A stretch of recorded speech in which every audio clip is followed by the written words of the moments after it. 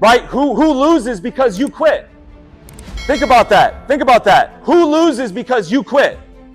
When you quit and don't finish what you start, when you don't give it all on your homework, when you don't give it all in the classroom, when you don't give it all for your teammates, when you don't give it all in the game, when you don't finish what you've started, who loses? The people that are watching you lose. Your little siblings lose. You have to be the ones that blaze a trail and show everybody that you can do it. Y'all with me? So, number one trait for me is the difference between a desperate mindset and a destiny mindset. So if you're a common person, you're desperate. And a lot of times, especially here, and even when you get out of here, we're desperate for popularity. We're desperate to be liked. We're desperate to be like everybody else, right? And we'll do anything. I was at Hamilton yesterday, and a girl, she came up and said, when you're desperate for popularity, you're willing to sacrifice anything to get it.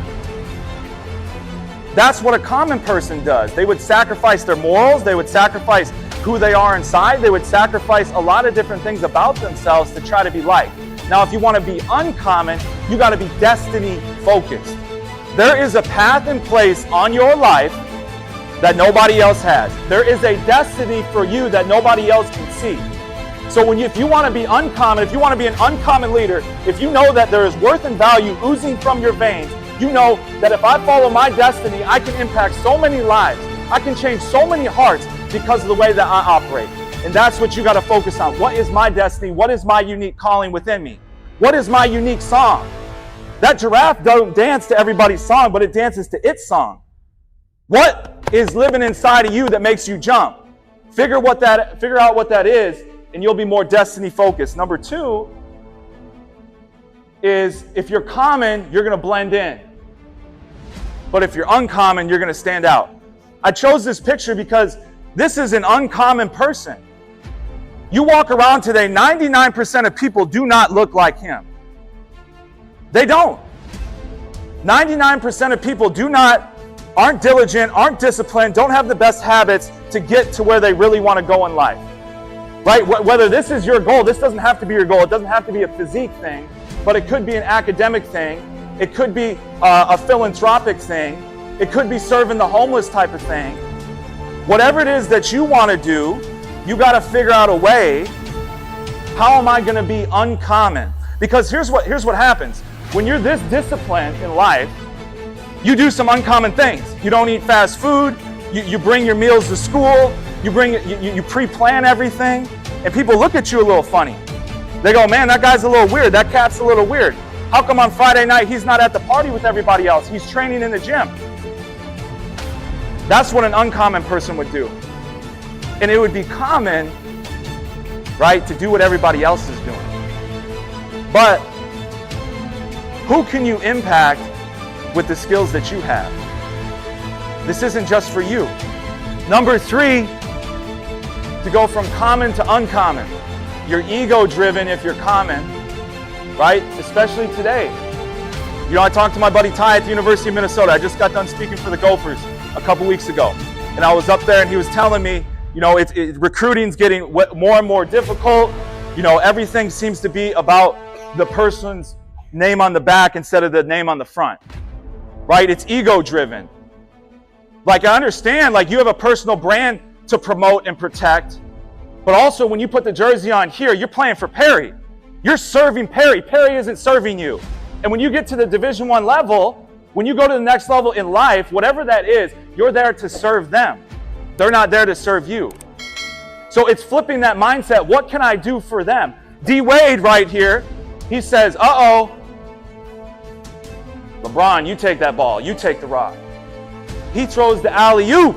He's not concerned about his statistics. He's concerned about the team. He's concerned about, hey, maybe we get LeBron to dunk here to get the crowd fired up. Everybody wants to see LeBron anyway. So can you throw an alley-oop to your teammates?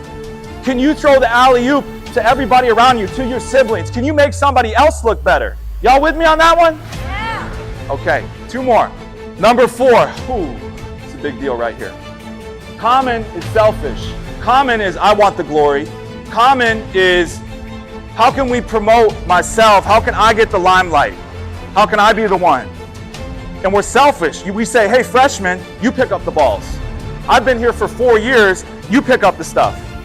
Hey, freshman, you pick up the weights.